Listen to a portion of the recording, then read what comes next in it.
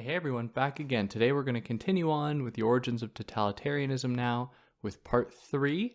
Well, this is part 5 that I'm doing, but part 3 of the book titled Totalitarianism. So this episode is going to cover the first half of that. Then the next episode is going to cover the second half of that.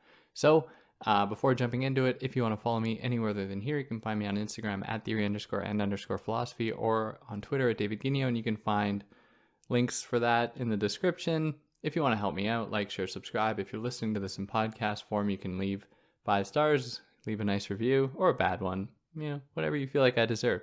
And that would help me out a lot. You can help me out via every time. You can help me out monetarily via Patreon or PayPal, but obviously no pressure. And if you found this in podcast form, you're going to be able to find it on YouTube, where I sometimes release videos, or vice versa, if you prefer to just be able to download it and listen to it wherever you'd like. So this part 3, totalitarianism, starts with the preface, like the previous parts of the book here. Now, at the beginning of this preface, Arendt stresses the fact that everything that was going on in Nazi Germany, even all the way down to the concentration camps, was well known among the public. People knew exactly what was happening, from the colonialism to the persecution of Jewish people, of gay people, of immigrants, of Roma people. None of this was really happening in secret. Now, with that being said, totalitarianism does depend quite a bit upon secrecy, but these outward forms of violence were acknowledged by the general public, and there was tacit and overt support for these actions.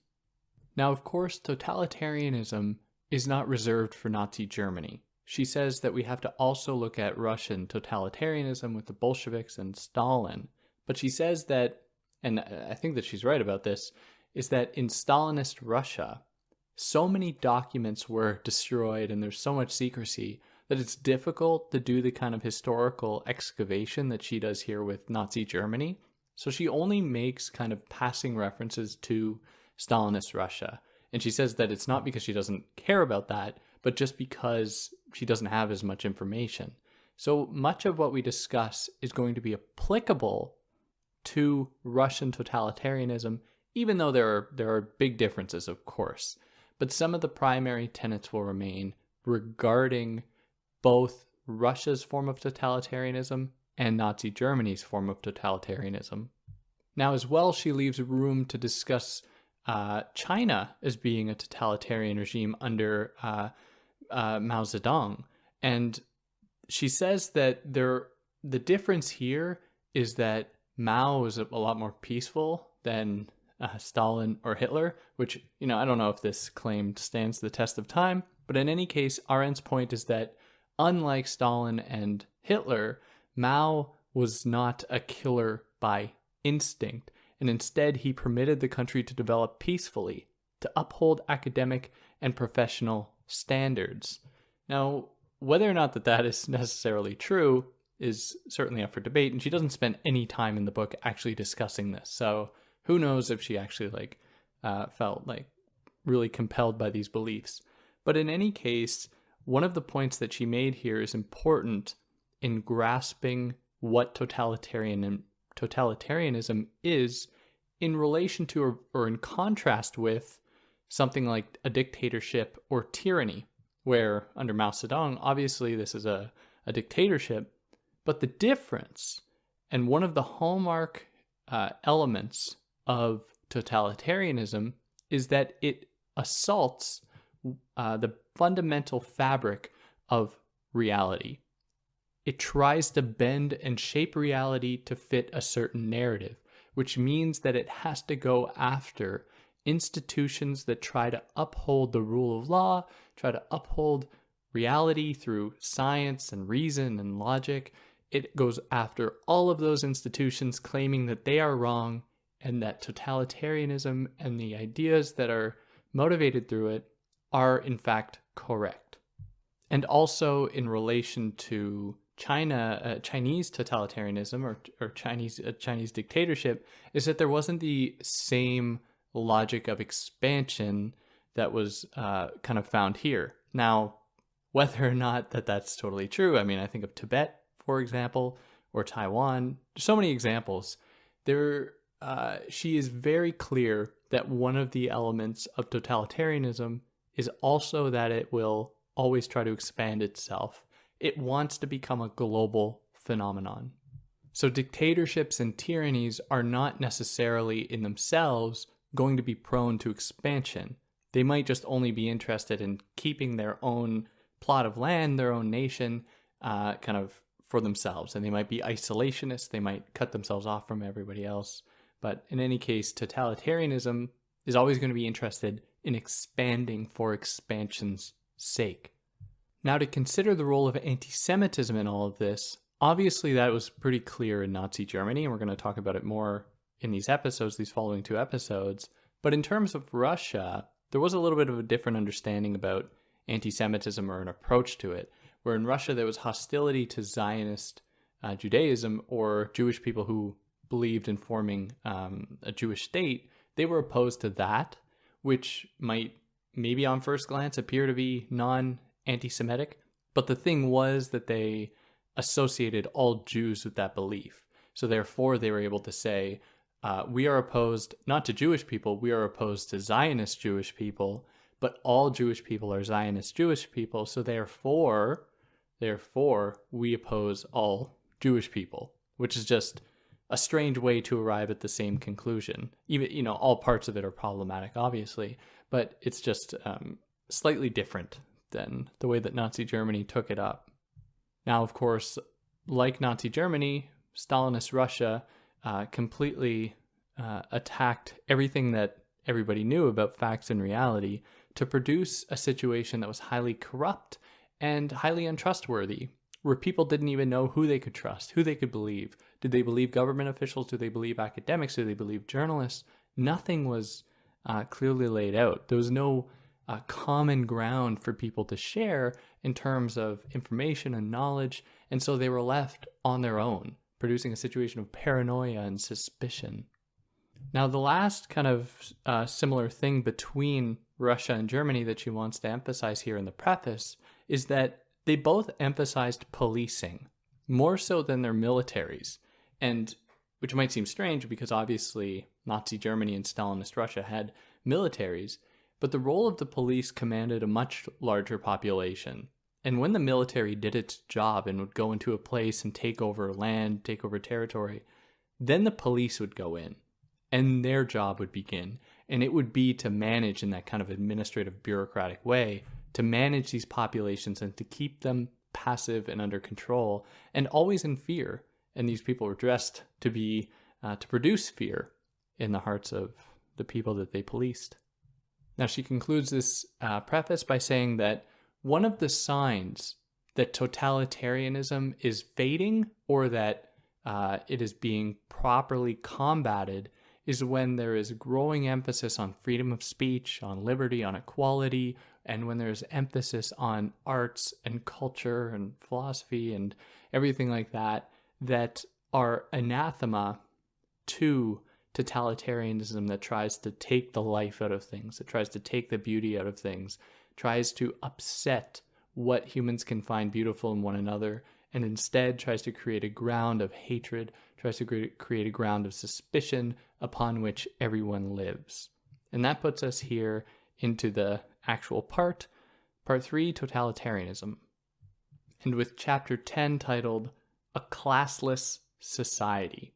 Now, she begins by identifying how quickly the masses forgot about megalomaniac leaders and how quick they are to replace those leaders. Because it would seem as though that if there was a dictator, people would remember how bad life was under the dictator and wouldn't repeat that cycle. Now, totalitarianism is particularly effective at making people, entire populations, think that they need totalitarianism because totalitarianism is open in its promises. And what I mean by open is not that it's transparent, but that it never fully elaborates its goals. Instead, it remains vague, always leaving room for mobility and movement, which is a very seductive narrative to hear if you're a person that, was grew up in a place that was incredibly rigid under dictatorships, under class control. Maybe you were, subject to the nobility or the aristocracy. And then someone comes along and says that we are going to move the wheels of history in like a very profound way, and we are going to open up opportunities for everybody. This seems, at first glance, to be completely anti-dictatorship and anti-tyranny.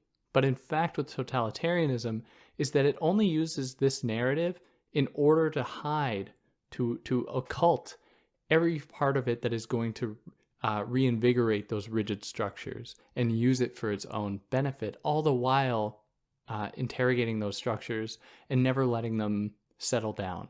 That's something we'll get into as we go on here, but it's just a good kind of preliminary point. So it's going to be tearing things down and always leaving its opportunities and its movements open to possibility. Now, interestingly, totalitarian leaders like Stalin and Hitler they were also transparent in that they were very quick and open about the ways that they had broken the laws of the state, that they had challenged the state, how they had stuck it to the man, so to speak. And this was very seductive to people who thought that the state wasn't representing them. So they looked at these leaders who claimed to be opposed to the state and had evidence of their own wrongdoing. And the public heard this and said, oh, look, this is actually somebody who's going to stand in for my values to be against the state. And we very much saw this with like Trump. And if anyone can recall when Hillary Clinton on the debate stage was like, and Trump has never paid his taxes, his income taxes, his response to that, was that, oh, that makes me smart to have been able to manipulate the state, to work around the state. And people loved it because they felt alienated from that state apparatus. And so they wanted to identify with the person that was going to embody that hatred that they felt towards the state, who was going to change things. Of course, that never happened. Nothing was changed, but the promise was still there, and that was enough. Even though Trump was not at all clear in what the project was, it didn't matter for people. So long as there is that promise that things will change, that is enough. And this is why totalitarianism is generally easy to tap into. It doesn't need any kind of rigorous analysis or kind of rigorous planning. It can just come about by following the weight of history and throwing out a few buzzwords about movement and change and possibility that people will cling on to. Now, relating to the actual title of this chapter, that is, A Classless Society, Arendt identifies how totalitarianism is not intent on guiding the people through their various class interests. It's not interested in just representing the lower classes or the upper classes or middle class or whatever. It says, we're going to do away with all that, and all of you people, you're going to find new alliances that aren't determined on the basis of class. So upper class people can suddenly frolic with lower class people, vice versa, because all that they're interested in is tearing down these rigid structures, these delineations between people, and to instead motivate the formation of a homogeneous equal mass. And on the surface, that sounds like a great idea. Like, who wouldn't want class barriers to come down? Who wouldn't want everyone to be mingling and engaging with one another? And the problem is not that plea or that desire is bad in itself. It is instead, we have to interrogate under what pretense and for what reason is this narrative being used. So it's not as though wanting these things are bad in themselves, but we have to interrogate and question, what purpose is it serving now? And it's just very instrumental to have an entire population that is by your side. And it speaks to the idea that there's power in numbers as opposed to power in persuasive arguments or power in effective policy or administration or legislation, anything like that. And the size of populations is an important determining factor to determine whether or not a country can become totalitarian. So after World War I, many countries could have become totalitarian, but only a few actually did, like Stalinist Russia and Nazi Germany. The reason that this may have been the case, at least Arendt hazards or she guesses, is that these other populations weren't big enough. They didn't have a big enough supply of superfluous labor and superfluous people and wealth and power that could be appropriated for the benefit of the totalitarian regime. And so these other systems, these other nations, only culminated or crystallized into dictatorships or tyrannies. They didn't have the numbers to turn into totalitarianism. And without having a big population, it's very difficult to go forward with the continental imperial desires of totalitarian regimes, or like the pan movements. You need a lot of extra people willing to go to other places to expand this worldview. Now, another element about big populations that is important to note is that totalitarianism is a regime of terror. And so it's going to inflict harm both on its citizens and on foreigners and people of other nations. And it can only do that if there is a big enough population that they can indiscriminately be killing off entire swaths of that population without it actually affecting the size, the overall mass of that population and the power that that mass bestows upon the totalitarian regime. Now, this seems like a good point for an ad. All right, back again. So the formation of masses instead of classes, or having classes or other distinctions coming together to form these masses, revealed that, or put to death, two fundamental European illusions or beliefs. And they are that the majority was in favor of party politics, and that the supposedly indifferent mass didn't pose a threat to traditional party rule. So the formation of these masses put these two myths to sleep, essentially, showed the world and showed Europe that actually people were ready to get rid of party politics altogether in favor of just pure chaos. And this was building up for a long time. And you think back to the Dreyfus Affair, where people were opposing the state in pretty much all forms. They were opposing the republic, they were opposing democracy, because both people who sided with Dreyfus and people who didn't side with Dreyfus, who were anti-Semites, saw the state as being an evil institution that was either fighting for or indiscriminately putting people away, which is obviously a bad sign, or it was secretly working with Jewish people to disenfranchise the rest of the population. So this hatred, or this resistance to parliamentary politics, to party politics, was fomenting, and it was really percolating for a long time before this.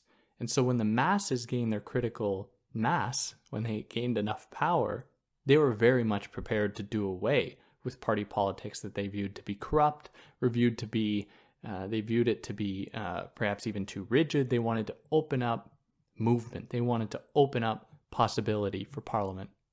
But there is an irony here, because distinctions have begun to fade, and now there is the formation of a single homogeneous class, or single homogeneous mass, I should say.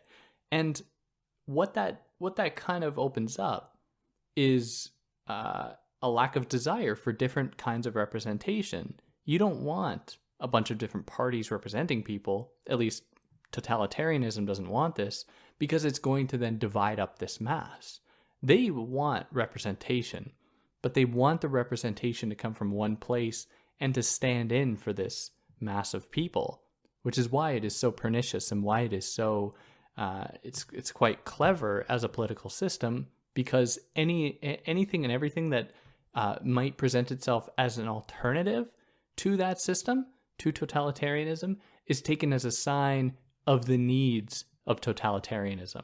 Because anything that might oppose it would need to adopt the antithetical stance of trying to reimpose party politics that totalitarian regimes have said is going to harm the people, and the people really believe it. So it's very difficult to oppose, and it's very difficult to undo.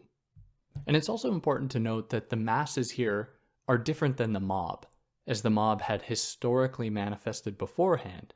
The mob had like an allegiance in a lot of cases to the bourgeois order, to political parties. In fact, they might be fighting for their own political candidates that could go against other party members. And there was kind of still a dialectical play here, or still the possibility for dialogue and engagement with other thinkers and other ideas.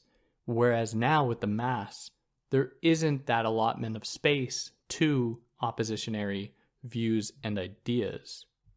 Now, how did the masses actually form? How did Europe, or in like Nazi Germany or Stalinist Russia, go from a class-based society to a mass society? And there are so many different possible explanations for this. But the one that Arendt really hones her gaze on is that the people began to be atomized. They began to be separated. And there was a culture of fear and paranoia that was kind of bubbling up. And so people began to turn into themselves more than any other time. And what this allowed for was a destabilization of a very ground of commonality that would set the stage for community or for political engagement or anything like that. And now what we had were people that were just left on their own. And when you have people left on their own without any kind of connection to anybody else, obviously this is a hotbed for radicalism, and it's going to make them particularly susceptible to narratives that are going to claim to get them out of that situation, no matter how problematic or messed up they are. And this is really what bound, or the commonality between Russian totalitarianism and Nazi Germany totalitarianism, because even though they were both incredibly different, what they both relied upon was this atomization of their public, of encouraging a degree of loneliness among their people that set them up, that really primed them for this kind of mass control. And this was really more important than just there being a lack of structure in society, because you can atomize individuals, you can separate people from one another, but there could still be a structure in society. It just involves making these people feel alienated from that structure, which is, of course, what we see all the time with politicians today is, they're calling attention to and trying to kind of stoke fear and doubt among the people of the various institutions that bring them together, that create senses of community and organization and everything like that. So in Soviet Russia, of course, they liquidated the peasants, the workers, and then the bureaucrats in order to homogenize all the remaining people into this mass. But they also had a desire to destroy family ties, to destroy community, and to foster a culture of paranoia and fear, where you can't even trust your spouse anymore. You can't even trust your children. You can't trust your parents, because they might be working for the enemy, who is an enemy to the state that you feel so attached to, even though it's or a nation you feel attached to, even though the state you feel alienated from. But a system that is predicated upon just atomization, or of tearing down structures, or trying to bring people apart instead of bringing them together, doesn't actually, like I've already said, set out a final goal. It doesn't say this is the end result that we're hoping for, because to say that would be to reinsert a possible sense of community into a structure that can't allow it and that refuses it. So they always remain vague in their goals and in their projects. Now, it's hard not to also point to the ways that World War I contributed to this culture, where people were scared of one another, people were hurting, and there were entire populations of World War I veterans coming home all across Europe. And these people, in a lot of cases, were suffering from a lot of trauma. They were suffering, from PTSD. They were probably had a lot of things going on. And they contributed to this general culture of fear almost it seems like a natural response, because surely there weren't therapists, working with these people. They were just sent back and expected to re-engage with the world. But Arendt identifies that these people had a different view on what humanity was really capable of. And it makes sense. Like, if you go through that, an experience like that, live in the trenches for however long, I don't see how someone could come out of that with a very positive view of humanity and, human culture. Like, it would be the most alienating thing I could imagine. And so they participated and contributed to this culture of fear and paranoia. And this is a point that she doesn't spend a whole lot of time on, but I really think that there's a lot here, in that it really points to a real historical event that would have contributed to this culture of fear. And of course, if you're always living in fear, it's going to, or if someone comes along, like a totalitarian leader, and says, it is the Jewish people that are threatening us, and that's why you feel scared. Of course, the people are going to cling on to that. And kind of about this, Arendt writes that they elevated cruelty, that is, these veterans after World War I, to a major virtue, because it contradicted society's humanitarian and liberal hypocrisy. And I still think there's very much a problem with this today, not to muse too much or provide too much of my own opinion or thoughts about this, but I remember one time I was renting a car a few years ago, or I rented a car and I took it to the place, and then they offered to drive me home. And they got this guy from the back who was like washing the cars, got him from the back, and he got in the front seat and he was driving me home. And he's like, I was a sniper in, I think he said in Iraq. And he's like, yeah, I held the record in Canada for the longest, for the furthest sniper shot kill for a while. And he was like describing it and like how far it was. And I'm like, is this guy telling me about how he killed someone? And I'm like, if he had some kind of pride about that, like, okay, maybe that's, I still think that's messed up.